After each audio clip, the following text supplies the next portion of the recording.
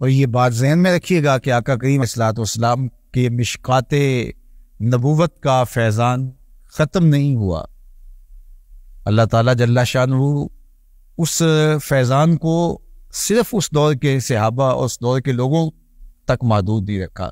اور سلط الی الخلق کافہ، حضور جب تمام مخلوقات کے لیے مبعوث کیے گئے ہیں تو پھر حضور کا فیضان سب کا حق ہے. اب اس کو اپنی استطاعت کے مطابق، اپنی طلب کے مطابق کون کیسے اور کتنا حاصل کرتا ہے، اس کے لیے ہم سب کو محنت کرنی چاہیے. اور ہمیں اس یقین کو کبھی بھی جو ہے وہ متزلزل نہیں ہونے دینا چاہیے جو ہمیں اللہ کے سسٹم اور نظام کے ساتھ ہے. علامہ اقبال نے اس صدی کا جو فتنہ قرار دیا تھا وہ بے یقینی کو قرار دیا. انہوں نے کہا تھا سن ہے تہذیب حاضر کے گرفتار، غلامی سے بدتر ہے بے یقینی. یعنی دین کے اوپر ان لوگوں کا وہ تیقن باقی نہ رہے، تزلزل پیدا ہو جائے، اور جب تشکیک راہ پا لیتی ہے تو پھر یقین رخصت ہو جاتا ہے. تو کچھ لوگوں کا کام ہی دینی امور کے اندر تزلزل پیدا کرنا ہے، اور یہ بدقسمتی ہے ہماری. یہ جو 72-73 فرقے بن گئے ہیں تو اس سے جو ہے وہ تزلزل پیدا ہوا ہے، تشکیک پیدا ہوئی، اور اس تشکیک کی وجہ سے جو ہے وہ یقین کمزور ہوا، اور یقین کمزور ہوا تو پھر عمل کمزور ہوا، کیونکہ یقین کی قوت ہی عمل کی قوت کا ذریعہ بن. حضرت امام فخر الدین رازی نے تفسیر کبیر کے اندر الذین آمنوا وکانوا یتقون کے تحت بڑی نفیس گفتگو کی ہے. ایک تو اولیاء کا ذکر ہوا پہلے، اس کے بعد ان کی صفات کا ذکر ہوا، اور اس کے بعد انہوں نے ایک بڑی خوبصورت بحث چھیڑی کہ دو قوتیں ہوتی ہیں، قوت نظریہ اور ایک قوت عملیہ. تو قوت نظریہ جتنی مضبوط ہوگی اتنی ہی قوت عملیہ مضبوط. آئیڈیالوجی جس کو کہتے ہیں وہ اگر مضبوط ہوگی تو اس کا نتیجہ یہ ہوگا کہ آپ کا عمل اور آپ کی ساری چیزیں اس حساب سے مضبوط ہو. نظریہ کمزور ہو جائے گا، وہ آپ کا جو بھی نظریہ ہے، معاشرت کے اعتبار سے ہے، ملک کے اعتبار سے ہے، دین کے اعتبار سے ہے، جب نظریہ متزلزل ہو جائے گا تو پھر عمل میں وہ قوت رہ ہی نہیں سکتی. میرا اگر یہاں نظریہ ہی کمزور ہے تو میں دین کو استعمال کروں گا، درہم و دینار اکٹھا کرنے کا ذریعہ بتا. علامہ اقبال نے مثنوی چہ باید کردہ اقوام شرق کے اندر بڑی خوبصورت بات کی. وہ کہتے ہیں کہ جب راہبر کو منزل تک پہنچنے کا یقین نہیں رہتا اور وہ یقین کھو دیتا ہے تو پھر وہ اپنے ہمراہیوں کو لوٹنا شروع کر دے. تو سب سے اہم چیز جو ہوتی ہے وہ یقین کی دولت اور یقین کا نور حاصل کر دینا. اگر مجھے یقین نہیں ہے منزل کا، تزلزل ہے، تیقن کی وہ دولت نہیں ہے، تو ممبر و محراب کاروبار بن جائے گا. اور سجادہ نشین کو اگر یقین نہیں ہے تو خانقاہی نظام کاروبار بن جائے گا.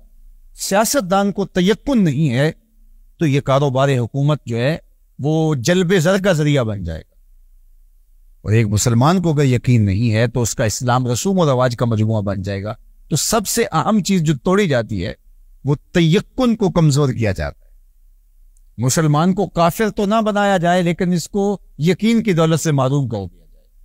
اور اقبال نے کہا تھا سن ہے دور حاضر کے گرفتار، غلامی سے بدتر ہے بے یقینی. یہ غلامی سے نکال کے جو بے یقینی کی اور تذبذب کی کیفیت میں تمہیں مبتلا کیا جائے گا، یہ اس سے بھی بدتر صورتحال ہے. کہ اب ہر کوئی شخص جو ہے وہ یقین کی دولت سے محروم ہو گیا، چاہے وہ ممبر و محراب کے اوپر بیٹھا ہے، چاہے وہ مسند اقتدار کے اوپر بیٹھا ہے، اور چاہے وہ لوگوں کی تربیت کا ضامن بن کے کالج اور یونیورسٹی میں بیٹھا ہے.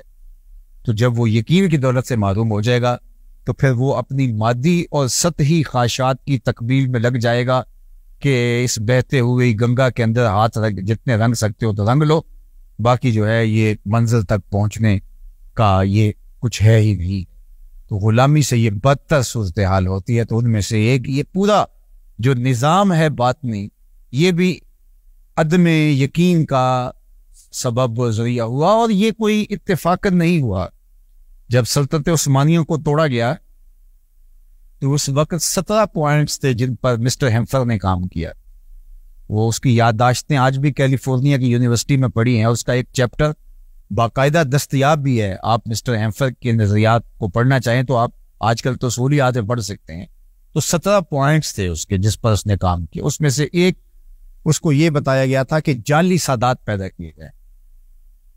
جب جعلی سادات پیدا کیے جائیں گے تو ظاہر ہے وہ نسبی شرف نہیں ہوگا ان کا, تو ظاہر ہے عزت ان کو وہی دی جائے گی. تو جب پروٹوکول وہ ملے گا لیکن حقیقت میں وہ اس منصب کے حامل نہیں ہوں گے تو پھر ان سے ایسے امور سرزد ہوں گے جو ہے وہ ان سے دور کریں گے, اور ان سے دور کرنے کے نتیجے میں پھر ذات رسالت معاصی گری کا سبب پڑ سکے. اسی طرح ممبر و محراب کے اوپر ان پڑھ لوگ جب بیٹھ جائیں گے, جب مسند ارشاد کے اوپر جب غرض دنیا میں گندے ہوئے لوگ بیٹھ جائیں گے تو پھر لوگ تو ان کو وہ سمجھ رہے ہوں گے, اور اس کا نتیجہ کیا ہوگا کہ وہ نہیں ہوگا, تو پھر وہ سسٹم سے بدزن ہوں گے اور بے یقینی پیدا ہوگی. اور وہ بے یقینی اقبال نے کہا کہ موت سے بدتر ہو. بلکہ علامہ اقبال کا ہی ایک مجھے بڑی دیر کے بعد قول یاد آیا. ایک دفعہ ان کے پاس کچھ لوگ بیٹھے تھے تو انہوں نے کہا تھا کہ ہماری قوم کے جو نوجوان تھے وہ دین سے دور تھے, اب بدزن ہو رہے ہیں. یعنی ہمارے لوگ پہلے دین سے دور تھے لیکن اب دین سے بدزن ہو رہے ہیں. اور یہ 100 سال پہلے انہوں نے کہا. ان کی نظر کتنی گہری. اور آج ہم دیکھتے ہیں جو بے عمل تھے لوگ, دین پہ عمل نہیں کرتے تھے, اور وہ ویسے دین کا احترام ان کے سینے میں موجود تھا. آج ذرا دیکھ لیجئے گا, آج وہ دین کے مسلمہ اصولوں پر بات کرتے ہیں کہ مجھے بتائیے یہ کیا ہے, یہ کیا ہے, یہ کیا ہے. تو جو بے عملی تھی وہ انکار کی شکل میں ڈل گئی ہے, اور یہ بے یقینی کا شاخسانہ ہے. اور بے یقینی جو ہے وہ اتفاقاً پیدا نہیں ہوئی, اس کے لیے جو ہے وہ بہت زیادہ ہماری سستیاں ہیں.